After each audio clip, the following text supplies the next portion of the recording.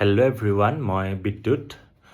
যিসকল ষ্টুডেণ্টে এই বছৰ ডেট মিনছ 2026ত তেজপুৰ ইউনিভাৰ্চিটিত মাষ্টাৰ্ছ প্ৰগ্ৰেম, BEd আৰু BTech লেটাৰেল এণ্ট্ৰি আৰু কিছুমান ছাবজেক্টত আণ্ডাৰ গ্ৰেজুৱেট কৰিম বুলি ভাবি আছে আৰু তেজপুৰ ইউনিভাৰ্চিটি এণ্ট্ৰেঞ্চ এক্সামৰ পৰা আপোনালোকে এডমিশ্যন ল'ম বুলি ভাবিছে, তেওঁলোকৰ বাবে এটা গুড নিউজ। তেজপুৰ ইউনিভাৰ্চিটিয়ে TUEE অৰ্থাৎ তেজপুৰ ইউনিভাৰ্চিটি এণ্ট্ৰেঞ্চ এক্সামৰ ৰেজিষ্ট্ৰেশ্যন আৰু form fill up that's extend কৰিছে টিল 10th of May। গতিকে আপোনালোকৰ হাতত আৰু 10 দিন সময় আছে।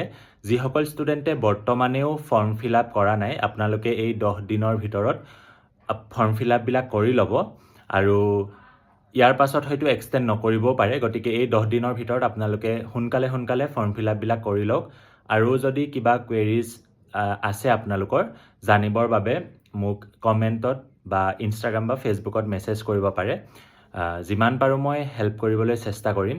আৰু যিসকলে সুধি আছিলে CUETৰ কথা, CUET PG অৰ্থাৎ পষ্ট গ্ৰেজুৱেট প্ৰগ্ৰেমৰ অলৰেডি এক্সামো হৈ গ'ল, স্ক'ৰ কাৰ্ডো আহিলে। আপোনালোকৰো সোনকালেই ৰেজিষ্ট্ৰেশ্যন ষ্টাৰ্ট হ'ব আৰু UGৰ কাৰণে ৰেজিষ্ট্ৰেশ্যন অলৰেডি হৈ গৈছে CUET UG আৰু আপোনালোকৰ এক্সাম হ'বলৈ বাকী আছে। গতিকে UGসকলে বৰ্তমান যিসকলে CUETৰ পৰা এডমিশ্যন ল'ম বুলি ভাবিছে, আপোনালোকে চিন্তা কৰিব নালাগে।